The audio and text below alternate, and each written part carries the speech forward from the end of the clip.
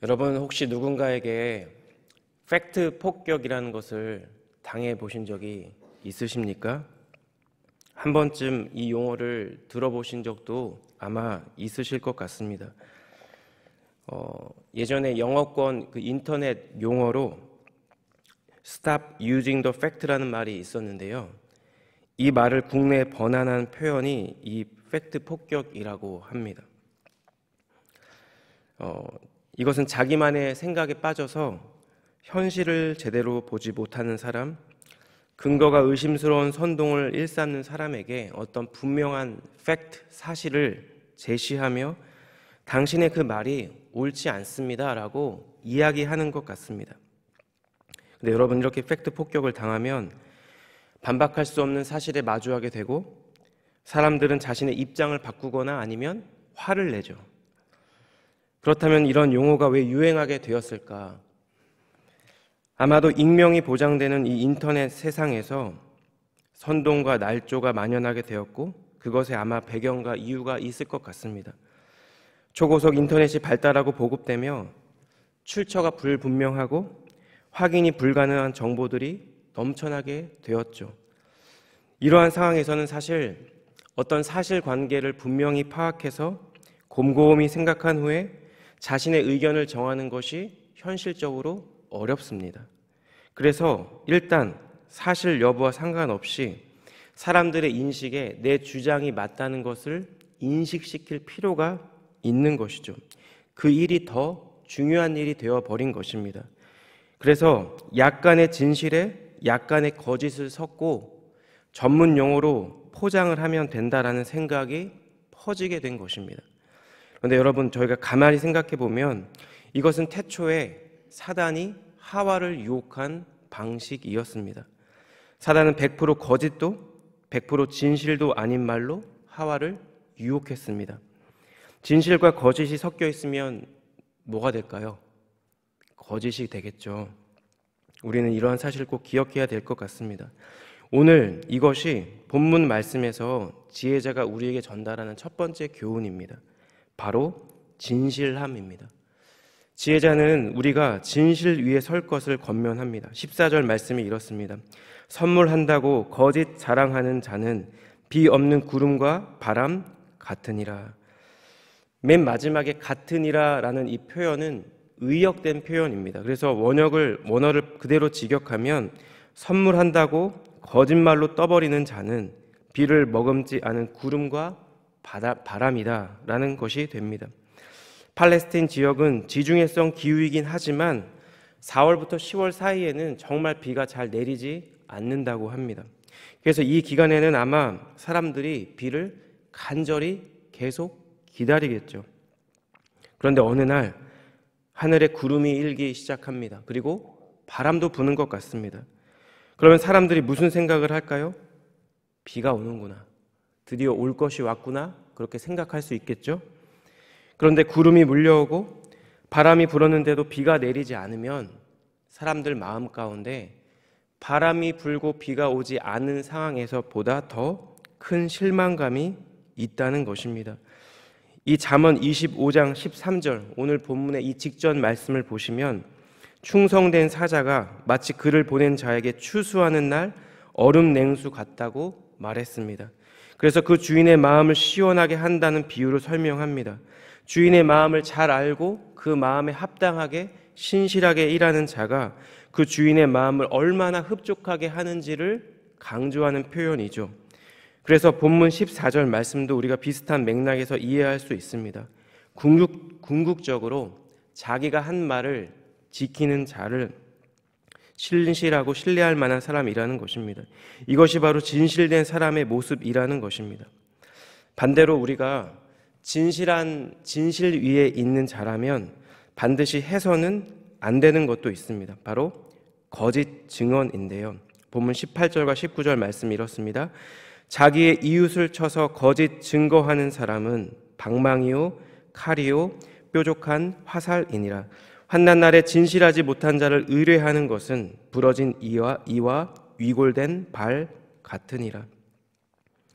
여러분, 방망이와 칼과 뾰족한 화살은 언제든지 어디서든지 누구에게든지 상해를 입힐 수가 있습니다.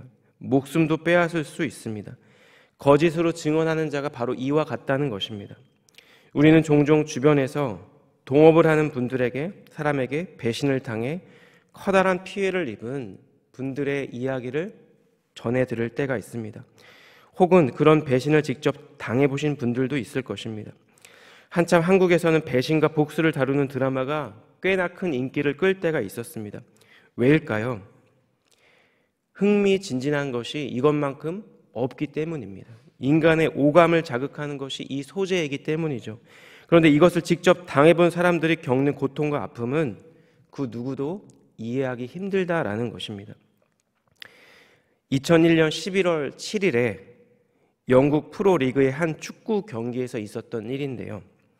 이 원정팀인 아스널 선수들이 경기장에 입장하자 이 관중석이 웅성웅성 거렸다고 합니다.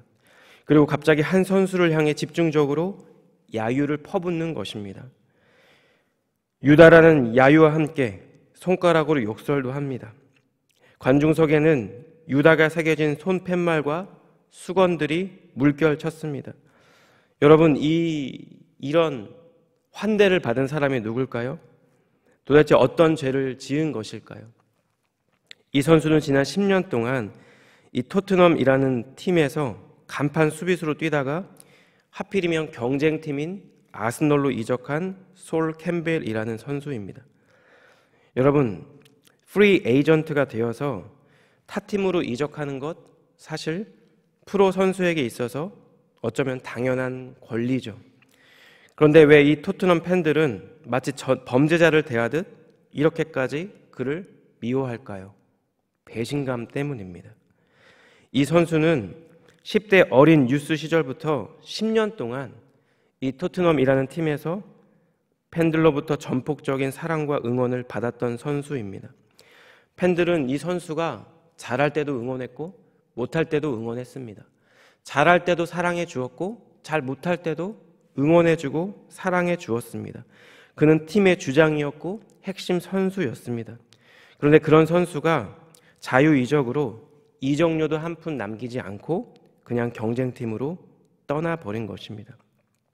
우승을 위해서 자신의 팀을 버린 것이죠. 여러분, 영국 사람들에게 있어서 자기 고향을 연고로 하는 축구팀에 대한 애정과 사랑은 우리의 상상을 초월한다고 합니다. 본문 19절은 이처럼 진실하지 못한 자, 배신할 수도 있는 자를 의뢰하는 것이 마치 부러진 이와 위골된 발과 같다고 말합니다. 여러분, 혹시 이가 아파서 음식을 씹을 때마다 통증이 밀려온 경험 있으십니까? 다리를 다쳐서 걸을 때마다 아프고 불편했던 경험도 있으십니까? 이가 아파서 먹지 못하고 다리가 아파서 걷지 못하면 사는 것이 아닙니다.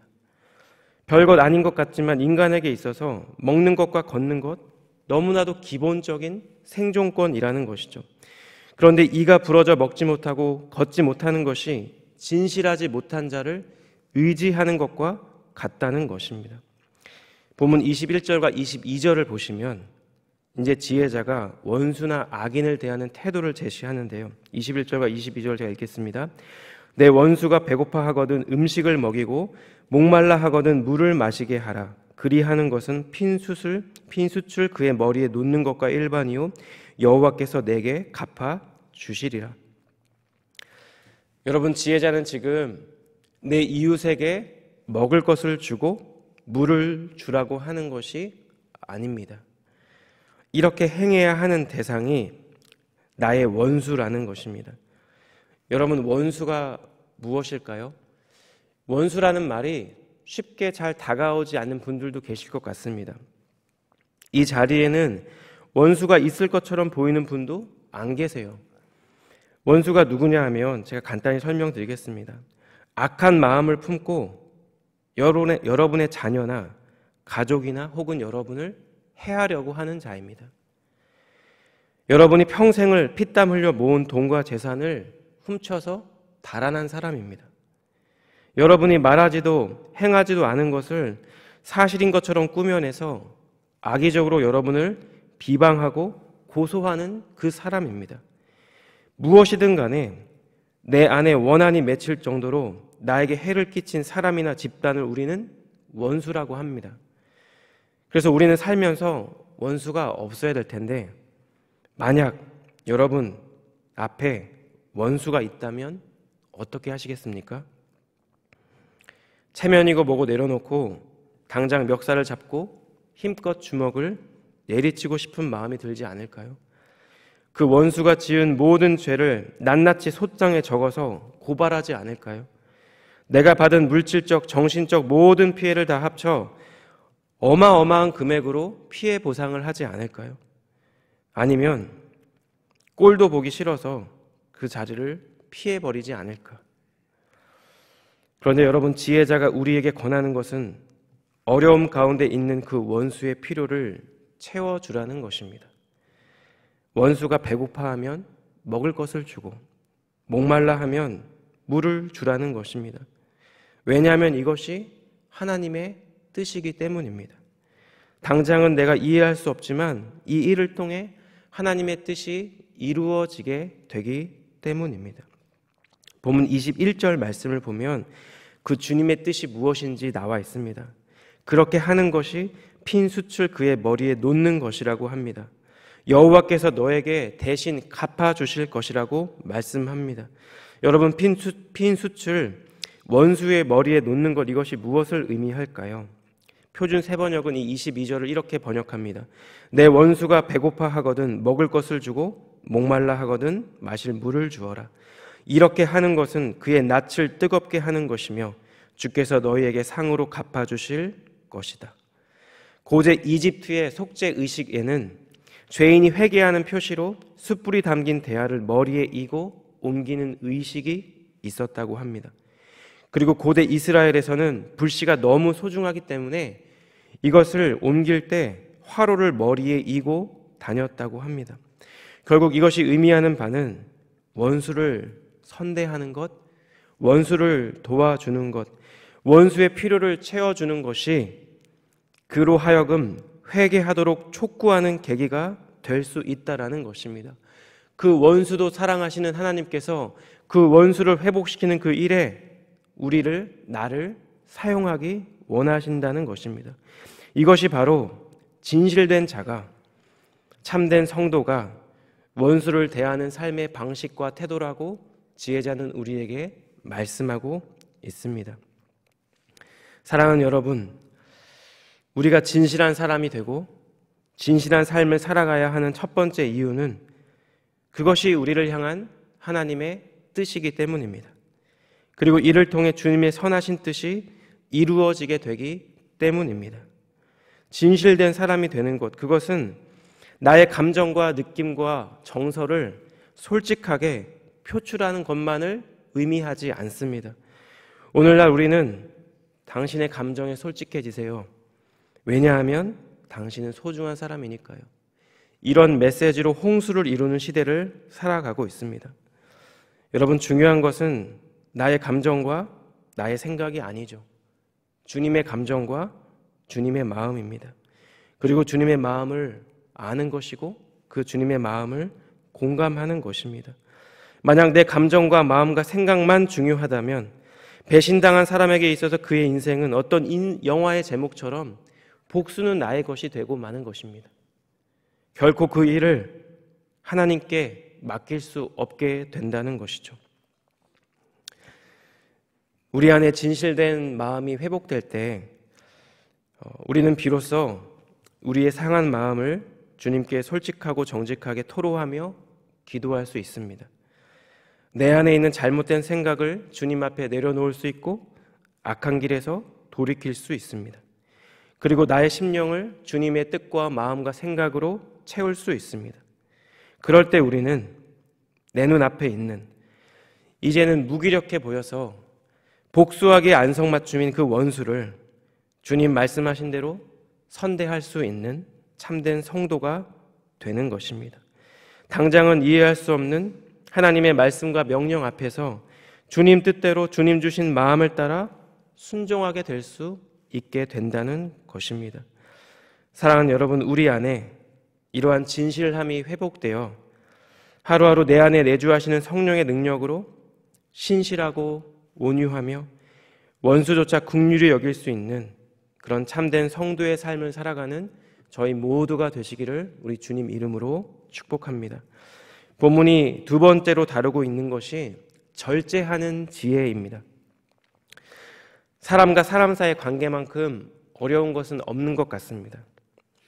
내가 정당하고 내가 아무런 잘못도 하지 않았다 하더라도, 내가 거짓이 없이 진실된 마음이 있다 하더라도 적절한 선을 지키지 않으면 문제가 생길 수 있는 것이 관계의 문제이기 때문이죠.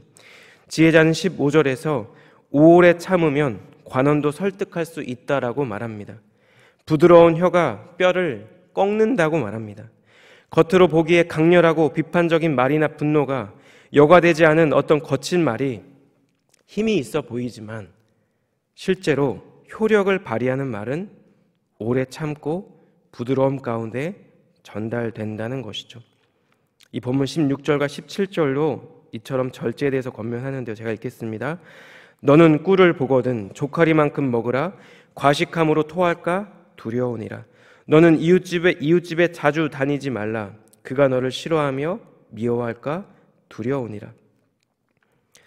꿀처럼 달고 건강에 좋은 음식도 과식하면 몸을 상할 수 있다고 말합니다. 아무리 사이가 좋고 편한 이웃이라 할지라도 너무 자주 왕래하면 겉으로는 표현을 못하더라도 그 이웃이 나를 미워하고 싫어할 수 있다는 것입니다. 그것이 무엇이든 간에 적당히 절제하고 적당한 양과 적당한 선을 지키는 것이 중요하다는 것이죠. 하나님께서 우리에게 여러 일들을 맡겨주셨는데요. 그 중에 하나가 우리의 일터입니다. 우리는 열심히 일해야 합니다. 어떤 열심히 일을 하고 성과를 내고 이익을 창출해야 합니다. 그래야 지금 하는 일에 어떤 선한 목적도 이룰 뿐만 아니라 이 일을 지속할 수가 있습니다.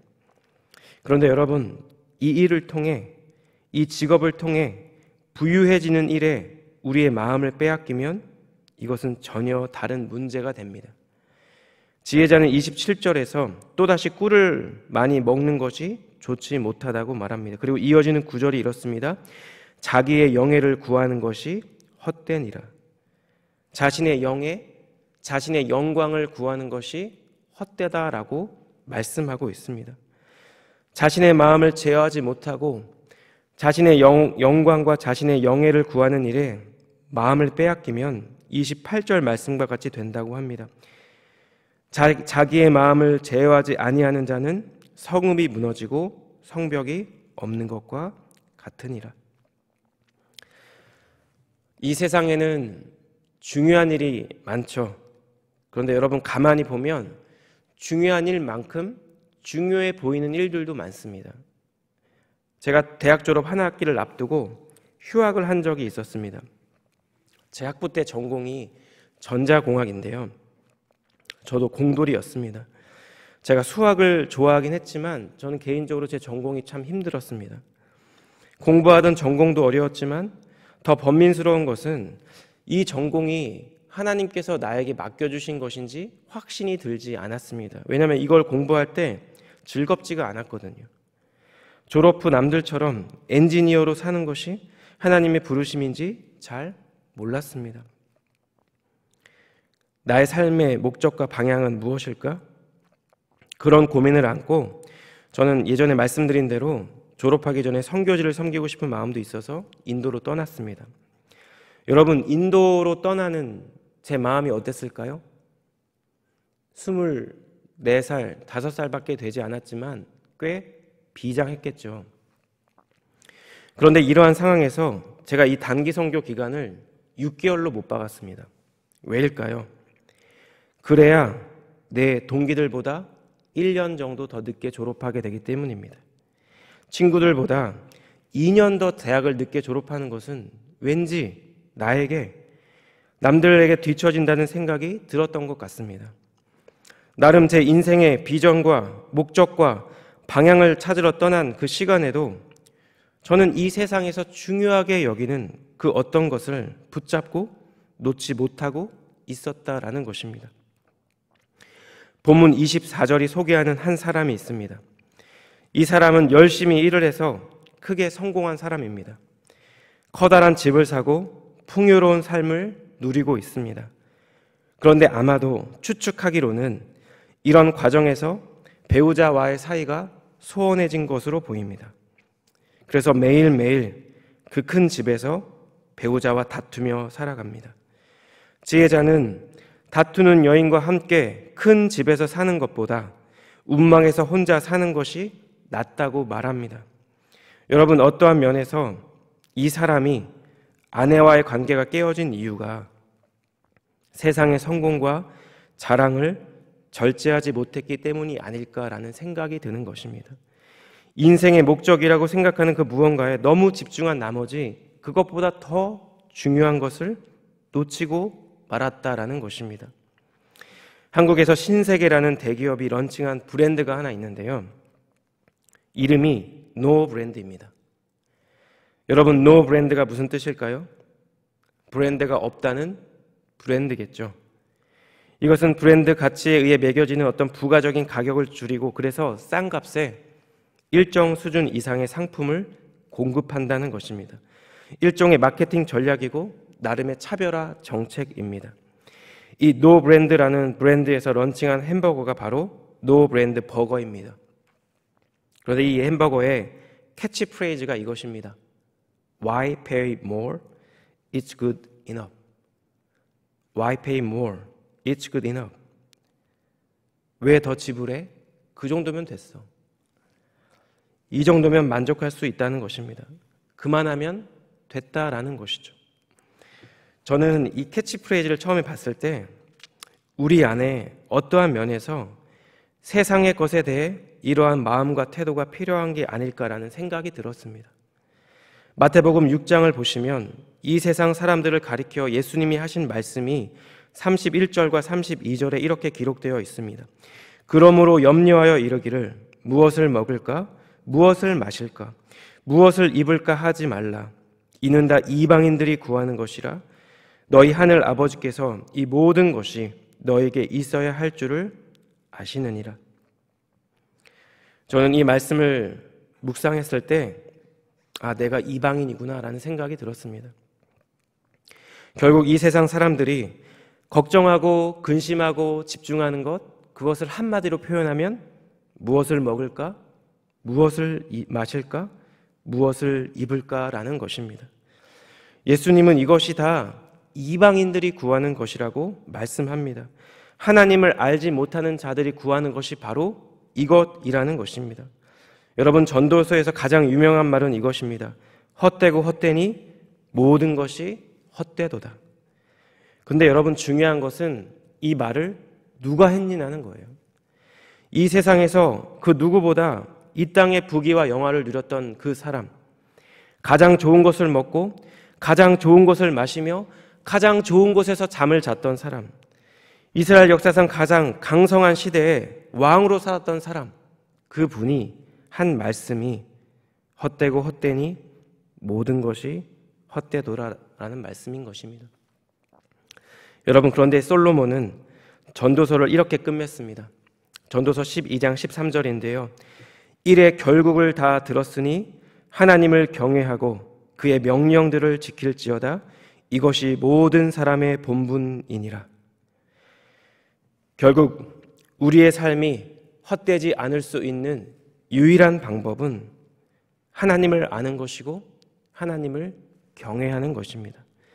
주님의 말씀 안에서 내 인생의 참된 의미를 깨닫는 것입니다. 내 삶에서 절제가 필요한 것이 무엇인지를 살피고 그래서 주님의 뜻과 마음에 내 마음과 귀를 기울이는 것입니다. 무엇을 먹을까? 무엇을 마실까? 무엇을 입을까? 이것을 더 이상 염려하거나 고민하지 않는 것입니다. 주님은 우리가 주님의 나라와 의를 구할 때 이 모든 것들을 우리에게 더해 주시겠다라고 이미 약속해 주셨습니다.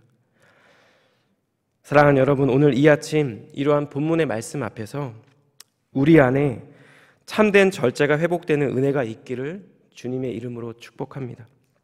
그래서 나의 시선이 내가 아니라 내 필요와 내 만족을 넘어 내 이웃과 주님께로 향하는 것, 그래서 내 삶 가운데, 우리 교회 가운데, 우리 목장 가운데, 내 가정 가운데 참된 주님의 나라가 이루어지고 또 주님의 의가 회복되기를 예수님 이름으로 축복합니다. 우리 이 시간 함께 찬양 한 곡 드리고 기도하는 시간을 갖기 원하는데요. 제가 설교를 준비하고 말씀을 묵상하며 이 찬양의 가사가 떠올랐습니다. 말씀을 통해 하나님과 사람 앞에서 진실함으로 절제함으로 살아가는 것이 주님이 원하시는 내 삶의 예배라는 묵상이 되었기 때문입니다. 우리 시간 함께 이 찬양의 가사를 생각하며 우리의 입술과 우리의 마음과 또 우리의 삶으로 하나님 온전히 예배하기 원합니다. 그런 우리의 마음의 소원을 담아 함께 찬양 드리겠습니다.